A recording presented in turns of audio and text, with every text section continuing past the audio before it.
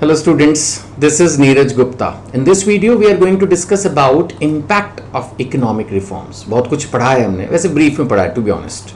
अगर आपको डिटेल में पढ़ना है, मैंने पहले भी बोला था, तो ये इंडियन इकोनॉमिक्स में बहुत अच्छे से बताया गया है. लिबरलाइजेशन, प्राइवेटाइजेशन, ग्लोबलाइजेशन, वहाँ इसको पूरा ईमानदारी से दिया हुआ और मैंने भी ईमानदारी से उसके ऊपर रिकॉर्डिंग की हुई है. तो आप जो लिस्ट ऑफ लेक्चर्स, अगर आप ये वीडियो की डिस्क्रिप्शन में दिया हुआ है लिस्ट ऑफ लेक्चर्स, तो उसमें मेरे अकाउंट्स के, इकोनॉमिक्स के, बिजनेस स्टडीज़ के, इंग्लिश के बनाता रहता हूँ मैं वीडियोस. मेनली तो वैसे अकाउंट्स पढ़ाता हूँ, लेकिन वीडियोस शौक है बनाने का स्टूडेंट्स के लिए. तो वो सारे सब्जेक्ट्स पर जो है आपके लिए अवेलेबल है, तो आप जो है उसको देख सकते हो. तो उसमें आपको ज़्यादा डिटेल में मिलती है. लेकिन फ़िलहाल जो हम पढ़ रहे हैं, तो जो बिजनेस स्टडीज़ की आपकी बुक में जितना दिया हुआ उसके हिसाब से मैं डिस्कस कर रहा हूँ कि what are the various impacts of the economic reforms. तो जो रिफॉर्म्स किए, कंपटीशन तो बढ़ ही गया. बहुत लॉजिकल, सिंपल, स्ट्रेट पॉइंट है भाई. आज आप अकेले बैठे हो और मार्केट को ओपन कर दिया जाए ग्लोबलाइजेशन के नेम पर, पूरे वर्ल्ड के लोगों को बुला लिया जाए, आओ भैया आओ, टक्कर मारो में है. हमारी मार्केट में चाइनीज़ प्रोडक्ट्स हैं, जापानीज़ प्रोडक्ट्स और सारे प्रोडक्ट्स अवेलेबल हो जाएं, तो कंपटीशन तो बढ़ेगा ही. नहीं, प्राइवेट सेक्टर को एंट्री दे दी. जो पहले पब्लिक सेक्टर के पास रिजर्व्स एरियाज थे, वहाँ पर भी प्राइवेट सेक्टर आ गया. जो कुछ एरियाज स्मॉल स्केल इंडस्ट्रीज़ के लिए रिजर्व थे, उसको भी डी रिजर्व कर दिया, वहाँ भी कंपटीशन हो गया. So overall now it becomes a competitive environment, whether in the products और इवन सर्विसेज, सभी में. अब जैसे इन्होंने एग्जांपल दिया स्टेट बैंक ऑफ इंडिया जैसे सरकारी बैंक को भी अब compete करना पड़ेगा. आईसीआईसीआई बैंक और even multinational banks like HSBC, ये लोग तो बिल्कुल घर पे ही चेकबुक देने आने लग गए थे शुरू में, है ना. अकाउंट खोलने के लिए घर पे आ जाएंगे. कहाँ एसबीआई में आपको जाना पड़ेगा, लाइन में लगना पड़ेगा मे बी. तो फ़र्क पड़ा डेफिनेटली जब कंपटीशन होता है. अब जैसे इंश्योरेंस कंपनीज़ का एग्जांपल लें, तो पहले सिर्फ इंश्योरेंस कंपनी जो है वो गवर्नमेंट की ही थी, फिर प्राइवेट इंश्योरेंस कंपनीज भी आई. तो कहीं ना कहीं फ़र्क पड़ता है. हर चीज़ का, हर वर्किंग का फ़र्क तो पड़ता है ना. फिर देन मोर डिमांडिंग कस्टमर्स, ये उसी से ही एक्सटेंशन है, पहले पॉइंट की एक्सटेंशन है. जब कंपटीशन बढ़ेगा तो कस्टमर्स तो डिमांडिंग हो ही जाएंगे ना. पहले आपके पास एक सप्लायर है तो आप चुपचाप से उससे सामान खरीदोगे. आपको 10 सप्लायर है तो अब हर आदमी सेटिस्फाई करने के लिए कस्टमर को पूरी कोशिश कर रहा है, तो फिर the customers will become more demanding. नहीं, इंक्रीज्ड कंपटीशन अगर हो जाए, जो मैंने कहा ना फर्स्ट पॉइंट, ये फर्स्ट पॉइंट की एक्सटेंशन पॉइंट है, तो definitely wider choice, the customers have a wider choice. तो रिजल्ट क्या होगा? रिजल्ट यही होगा, मोर डिमांडिंग कस्टमर्स.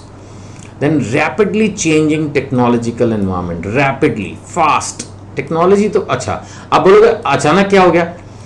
एक्चुअली होता क्या है, जैसे मान लेते हैं कि इंडियन इकोनॉमी अपने आप में क्लोज्ड इकोनॉमी है, बाहर से कुछ नहीं हो रहा, तो हमारे यहाँ टेक्नोलॉजी धीरे धीरे भी इंप्रूव होगी, चलेगा. अब मान लेते हैं किसी भी कंट्री में कोई भी टेक्नोलॉजी इंप्रूव हो गई तो वो पूरे वर्ल्ड को अफेक्ट करेगी, चाहे वो यूएस में हो, चाहे जापान में हो, चाहे जर्मनी में हो, चाहे रशिया में हो, कहीं भी हो. सो इसका मतलब कहीं की भी टेक्नोलॉजिकल एडवांसमेंट इंडिया को भी अफेक्ट करेगा, पॉजिटिवली करेगा, मना नहीं कर रहा. अब वहाँ का कोई भी जो बेटर चीज़ है वो दूसरी कंट्रीज भी क्विकली अडॉप्ट करने की कोशिश करेंगे, है ना. सो इससे हमारी मशीन्स इंप्रूव होंगी, प्रोसेस, प्रोडक्ट्स, सर्विसेज सब कुछ चेंज होंगे, वो ठीक है. लेकिन इंडियंस की समस्या क्या है? इंडियन की समस्या ये है शॉर्टेज ऑफ फंड्स. अब किसी भी नई टेक्नोलॉजी को लेने के लिए, मैंने इसको रेड कर दिया इसीलिए, that Indian firms faces this challenge that we are short of funds. कितना पैसा लगाएं? रोज टेक्नोलॉजी चेंज हो रही है, रोज नए बेटर प्रोडक्ट्स आ रहे हैं, तो कई बार इंडियन फर्म्स डिफिकल्ट पोजीशन में पहुंच जाती हैं, because they don't know, they know that change is required, but it's not that easy it seems. Customer हो गया, कस्टमर तो किसी का सगा नहीं है, वो जाके दूसरे से सामान ले लेगा, but it will be difficult for a firm. Necessity for change, हाँ वही पॉइंट, सेकेंड एक्सटेंशन, है ना. अभी क्या है, बार बार आपको नए प्रोडक्ट निकालने पड़ेंगे. नेसेसिटी फॉर चेंज, आपको अपनी प्रोडक्ट लाइन में नए नए products, variations, features, marketing schemes, warranty schemes, है ना, पे बैक और रिप्लेस और रिपेयर, ऑन साइट वारंटी, कुछ ना कुछ करते रहना पड़ेगा. बोल रहे हैं before the economic reforms the business environment was quite stable. ये इंडिया की बात कर रहे हैं कि जब तक रिफॉर्म्स नहीं लाए थे, तो एक्चुअली क्या था, रिफॉर्म्स का मतलब क्या हुआ, फॉरेनर्स इंडिया में घुस गए बिजनेस करने के लिए. उससे पहले Indian manufacturer, Indian service provider एक तरह से प्रोटेक्टेड था. इंडियन गवर्नमेंट ने उसको प्रोटेक्शन दे रखी थी, टेंशन मतलब बाहर से कोई नहीं आएगा. अब एक तरह से बाहर का टैग करवा दिया, अलाउ किया कि आप भी जाके बाहर बिजनेस कर सकते हो, बट लेकिन क्या हम इतने कॉम्पिटेंट थे? क्या हमारे प्रोडक्ट्स इंटरनेशनल मार्केट के लायक थे? हमारी प्राइसिंग, हमारी क्वालिटी, हमारे प्रोडक्ट्स के फीचर्स शायद वो उतने नहीं थे। तो कुल मिलाकर जब हम अगर डिटेल में देखेंगे तो पता चला फॉरेन मार्केट्स को तो फायदा हो गया कि उनको इंडियन मार्केट्स मिल गई अपने सामान बेचने के लिए, और इंडियंस फॉरेन मार्केट उतने अच्छे से कैप्चर नहीं कर पाए, तो उल्टा और गड़बड़ हो गई, है ना। So after reforms the market forces have become turbulent. Turbulent का मतलब होता है जिसमें बहुत उतार चढ़ाव होता है। Enterprises have to continuously modify their operations and policies. Definitely उनको नए नए प्रोडक्ट्स, नए नए फीचर्स के साथ निकालने पड़े। इसमें लिखा है firms like LG, Samsung, Bajaj keep on making changes in their products, ठीक है।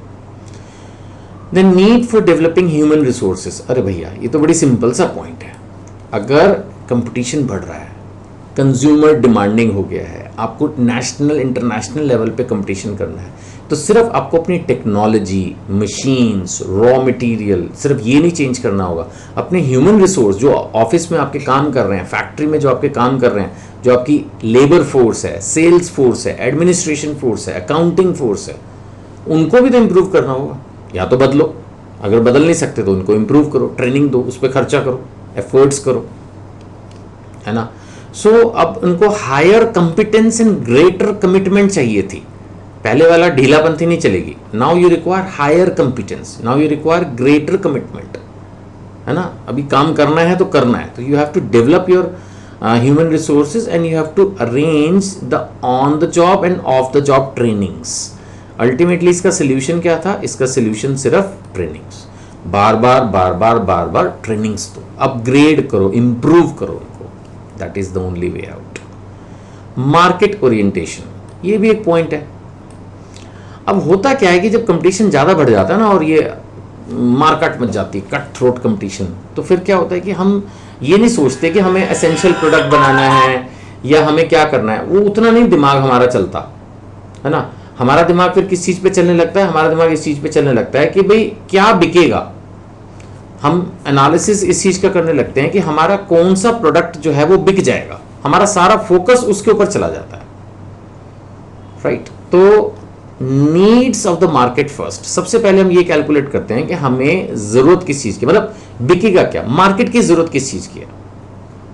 तो इसका मतलब क्या होगा, फिर ऐसे माल ज्यादा बनने शुरू हो जाते हैं जो जिन लोगों के पास पेइंग कैपेसिटी है, यानी एक तरह से रिच क्लास के लिए प्रोडक्ट्स ज्यादा बनने शुरू हो जाते हैं, और जो थोड़ा सा weaker section of the society है कई बार वो फिर इसमें पीछे रह जाते हैं, because it's like consumerism. Consumerism समझते हैं आप ये टर्म? मैं इसको रेड पे कर देता हूं ताकि हाईलाइट हो जाए अच्छे से।